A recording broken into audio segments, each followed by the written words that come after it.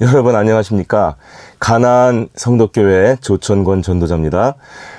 지금 이 시간은 저희가 매일 성경 공부라고 해가지고 1월 달에는 저희가 베드로 전서와 베드로 후서를 공부하려고 해요.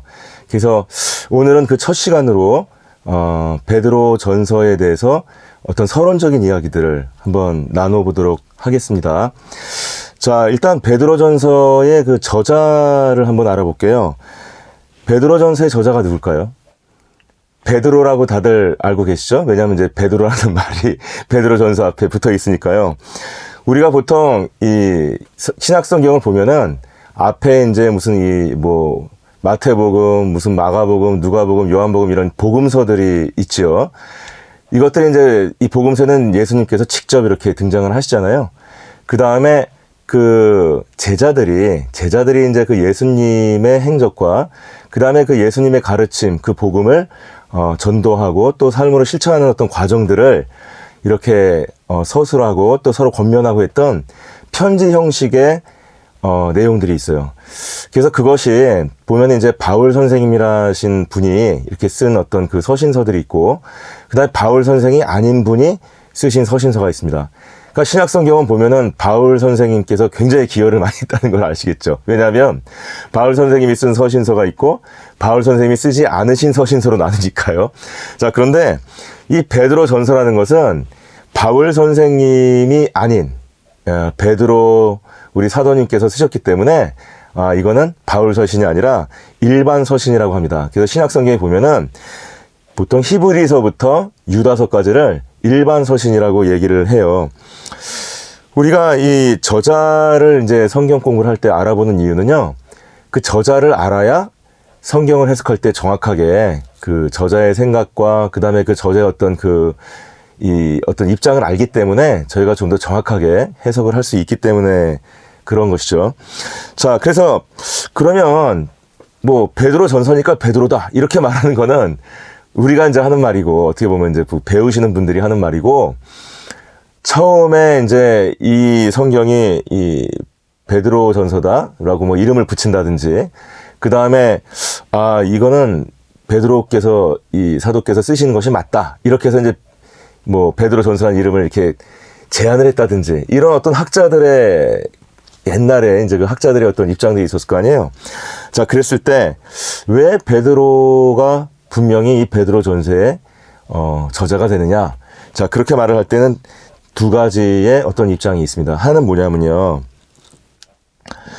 이 저자가 베드로라는 것에 대해서 우리가 이 성경책을 보면 알 수 있는 게요, 베드로 전서를 보면은 그리스도에 대해서 자주 언급하는 장면이 나와요. 그러니까 베드로라고 하면은 수제자였잖아요. 근데 그 베드로가 예수님 옆에서 직접 보고 그 다음에 함께 자고 함께 먹으면서 예수님께 가르침을 받았잖아요. 그러니까 그 베드로 입장에서는 자기가 눈으로 목격한 그 예수님의 어떤 행적들이 많이 있겠죠. 그런 것들이 보통 보면 이제 복음서에 예수님이 이제 나오시는 장면들이 많이 나오는데, 그 비슷한 장면들이 베드로 전후서에도 나온다는 거예요. 그러니까 이거는 예수님 옆에서 이렇게 가까이서 봤던 사람이 쓰는 어떤 그런 글이라는 것을 우리가 알 수 있다, 이렇게 볼 수 있는 거예요. 예를 들어볼까요? 예를 들면은 요한복음 13장 4절에 보면 예수님께서 그 제자들의 그 발을 씻어주기 위해서 이렇게 발을 씻은 다음에 그 물기를 씻어주기 위해서 이렇게 수건을 갖다가 허리에 동이는 어떤 그런 그 장면이 나옵니다. 근데 베드로전서 5장 5절에도 보면은 너희가 겸손으로 허리를 동이라, 이런 어떤 말이 나와요. 이것은 아마 베드로가 예수님께서 제자들의 발을 씻어주시면서 보이셨던 그 겸손을 자기가 배웠잖아요. 그것을 기억하고 있다가 바로 자기가 이제 이 글을 쓸 때는 이렇게 자기 생각을 얘기한 게 아닌가, 이제 이렇게 해석을 하는 것이죠. 또 하나 본다면 요한복음 21장 16절에 보면은 이게 이제 요한복음의 마지막 장이죠. 그래서 예수님께서 부활하신 이후에 그 제자들이 호숫가에서 이렇게 이제 호수에서 고기를 낚고 있을 때 찾아가시잖아요. 찾아가셔가지고 그 밤을 새워서 고기를 잡고 있는 그 제자들을 위해서 그 해변가에서 모닥불을 피워놓고 아침 조반을 준비하고 생선을 굽고 뭐 이렇게 준비를 하고 계시는 장면이 나옵니다. 그때 베드로가 이 고기를 잡다 말고 저기 저편에 보니까 우리 선생님께서 오셨어, 예수님께서 오셨어 이러면서 성미가 급하잖아요. 그러니까 그냥 바다로 딱 뛰어들어가지고 막 이제 헤엄쳐갖고서는 그 예수님한테 이제 인사를 드리죠. 그때 예수님께서 베드로에게 이 추워진 몸, 그 이제 물에도 젖고 이러는 추워진 몸을 갖다가 이렇게 따뜻한 모닥불로 이렇게 이제 오라고 인도하시면서 그 먹을 것을 또 준비해 주시면서 이렇게 물어보시죠. 내가 나를 사랑하느냐? 자, 이걸 몇 번 물어보시죠? 3번을 물어보시잖아요. 그때 두 번째 물어봤던 장면이 요한복음 21장 16절입니다. 이때 보면은 내가 날 사랑하느냐 해갖고 주여 내가 주님을 사랑하신 줄 아시나이다. 뭐 이렇게 베드로가 대답을 하니까 예수님께서 뭐라 그래요? 내 양을 치라 이렇게 말을 하잖아요. 근데 베드로전서 3장 14절에 보면 베드로전서 5장 2절입니다. 5장 2절에 보면 하나님의 양무리를 친다 이런 말이 나오는 것이죠.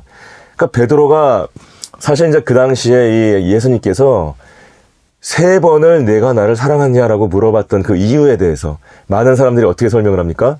베드로가 예수님께서 잡혀가시던 날 예수님을 3번 부인했잖아요. 그죠? 그래가지고 닭 울음소리가 딱 들리니까 예수님께서 예언하듯이 말씀하셨던 내가 나를 3번 부인할 것이다. 그게 딱 떠올라가지고 막 부끄러워서 울고 막 그 마음의 상처를 받고 이랬던 이야기들이 나오지 않습니까?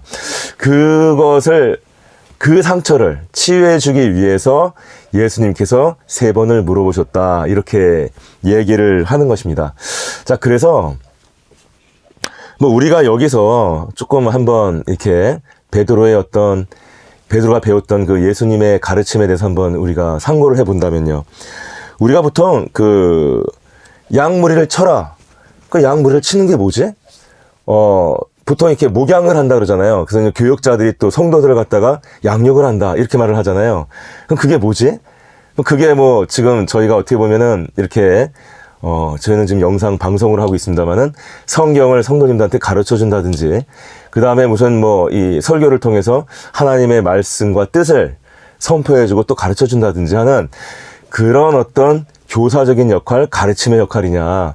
많은 사람들이 예수님께서 바로 이런 어떤 교육의 역할을 하셨다고 봅니다. 그리고 베드로도 선생님이라고 불렀어요. 근데 예수님께서 베드로에게 보이셨던 그것은 직접 밤을 새워가면서 그 따뜻한 그 모닥불 숯불을 키워놓으시고 그 다음에 또 생선을 구우시고 그 다음에 베드로가 나왔을 때 이렇다 저렇다 네가 옛날에 이렇게 했지 않았느냐 그것은 뭐 이런 의미였고 나는 그걸 뭐 어떻게 알고 있었고 이제 나는 내가 이런 계획을 갖고 있으니까 이렇게 나의 뜻을 따라서 뭘 해라 이렇게 하는 것이 아니고 그게 아니고 그냥 예수님은 보여주셨어요. 밤을 샌다는 게 어렵잖아요 사실은. 여러분 주변에 뭐 대학을 과정에서 공부하시거나 이제 그 대학원 공부하시고 하신 분들이 있을 텐데 그 지도 교수님이나 어떤 교수님이 여러분들을 위해서 여러분들이 일을 하고 있을 때 방해하지 아니하고 밤을 새워가면서 여러분들이 오면은 이제 몸을 녹일 그 불을 피워놓고 그 다음에 요기를 할 수 있는 음식을 준비해서 여러분들이 왔을 때 뭘 가르치려고 하지 않고 오로지 네가 나를 사랑하느냐 하면서 이렇게 보여주신 그 모습, 그게 사랑 아니겠습니까? 예수님께서 기다려주시고 따뜻하게 해주시고 음식을 주시는. 그리고 오로지 말한 거는 사랑밖에는 말을 안 했죠. 그 다음에 뭐라 했습니까? 네 양을 쳐라. 내가 이제 가르쳐 줬다는 거예요. 내가 가르친 대로 너도 네 양을 쳐라. 무엇을 하라는 것입니까? 네 양을 쳐라는 말은 무엇인가 이렇게 가르쳐주고 무슨 교사가 되고 하는 부분도 있을 수 있겠지만 그 가르침조차도 어떻게 하라는 것이에요? 직접 본을 보여서 직접 사랑의 마음, 진짜 사랑하는 마음을 가지고 그 성도를 대하라, 그 양들을 대하라. 이렇게 이제 예수님께서 가르쳐 주신 거예요. 그러니까 그 베드로가 그때 얼마나 많은 감명을 받았겠습니까? 그 감명 받은 그걸 생각을 해서 이 베드로전서 5장 2절에도 양을 친다 이런 말을 이제 했다는 것이죠. 그 다음에 그 마태복음에 보면은 5장 11절에, 그러니까 마태복음 5장 처음에 보면 이제 산상수훈에 대한 얘기가 나오지 않습니까? 그러면 그때 이 산상수훈의 여러 가지 것 중에 무슨 얘기가 나오냐면요. 나를 위하여 너희를 욕하고 핍박하고, 막 욕을 얻어먹는 거예요. 핍박을 막 이렇게 듣는 거죠. 받는 거죠. 그리고 악한 말을 듣는다. 욕을 얻어먹는 거예요. 욕을 얻어먹는 거. 그러니까 이런 어떤 것을 당하는 사람은 복이 있다. 이렇게 말을 했거든요. 근데 이 베드로전서 3장 14절에 보면은 고난을 받으면, 그 고난이 무슨 고난입니까? 내가 뭘 잘못해서 받는 고난이 아니라 하나님을 믿기 위해서, 예수님을 사랑하기 때문에 받는 어떤 그런 고난을 받는다면 그럼 복 있는 것이다. 이렇게 설명을 하는 부분이 나옵니다. 그러니까 베드로가 이 부분도 이제 예수님을 따라다니면서 이렇게 예수님께서 산상수훈에서 이렇게 선포하신 말 듣고 마음에 좀 이렇게 담아두고 있다가 자신이 이제 글을 쓸 때는 이걸 갖다 얘기한 게 아니냐, 이렇게 보는 겁니다. 마지막으로 우리 마태복음 5장 16절에 보면요. 너희는 세상의 빛이다. 우리 잘 알고 있는 얘기입니다. 너희는 세상의 빛이다. 이렇게 얘기를 하는 장면이 나오는데, 베드로전서 2장 12절에 보면은 아주 유사한 취지의 말이 나옵니다. 뭐라고 하냐면은 너희의 선한 행동을 보고, 너희가 선하게 일하는 것을 보고 그래서 하나님께 영광을 돌리라. 이 말이 바로 너희가 세상의 빛이 되라, 이런 말이잖아요. 자, 그래서 이것을 보면은 베드로가 이렇게 예수님께서 가르쳐줬던 그 장면들을 잘 알고 있는 사람이구나. 이 글을 쓴 사람이. 베드로지 않겠는가. 뭐 이렇게 이제 얘기를 했다는 거예요. 그리고 또 하나는 뭐냐면, 이 사도행전에 보면은 이제 베드로 이야기가 많이 나오지 않습니까? 물론 바울의 얘기도 나오지만요. 이제 좀 중후반부에 가면은. 근데 이 사도행전에 나오는 글과 베드로전서에 나오는 글이 유사한 것들이 많이 있어요. 한번 사례를 볼까요? 사도행전에 보면은 10장 43절에 보면은 외모를 보지 않으신다, 이런 말이 있거든요. 근데 베드로전서 1장 17절에도 외모를 보지 않으신다, 이런 말이 나오는 거예요. 그 다음에 사도행전 10장 40절하고 사도행전 2장 32절에 보면 하나님이 저희를 살리셨다, 이렇게 말이 나오는데, 베드로전서 1장 21절에도 보면은 저를 죽은 자 가운데서 살리셨다, 이렇게 말이 나오는 거죠. 그리고 사도행전 4장 10절로 11절에 보면은 예수님께서 건축자들의 버린 돌로 모퉁이 돌이 되셨다, 이렇게 이제 말을 하는 부분이 나옵니다. 근데 베드로전서 2장 7절에서 8절에도 보면은 건축자들의 버린 돌이 모퉁이 돌이 되었다, 이런 말이 또 나오는 거예요. 막 똑같죠? 비슷하죠? 마지막 하나만 더 볼까요? 사도행전 10장 42절에 보면